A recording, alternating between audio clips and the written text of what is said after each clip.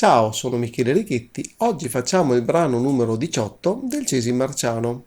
Si tratta di un moderato in tonalità di Do maggiore. Carl Czerny fu un compositore, pianista, ma soprattutto didatta austriaco. Nacque a Vienna nel 1791 e vi morì nel 1857. Non si spostò mai da Vienna, a differenza di molti suoi contemporanei che girarono l'Europa, vedi Mozart, vedi Beethoven e tantissimi altri, poiché Vienna era la capitale dell'impero, attualmente il più forte che vi fosse, e anche quindi della cultura e della musica. Da un punto di vista tecnico, questo brano è una sorta di piccola enciclopedia di tutto ciò che possiamo trovare o che abbiamo trovato finora, più qualcosa di nuovo. Infatti abbiamo note con il punto, note trattenute con la mano sinistra, note con il doppio punto e tutto quanto una grandissima varietà di temi ritmici. Tenendo conto che il brano è abbastanza breve, parliamo di appena 3 righe, vi è una quantità di nozioni tecniche e anche di temi ritmici veramente notevole. Bene, adesso andiamo a suonare, vedendo da vicino questo brano, prima a mani separate e poi a mani unite.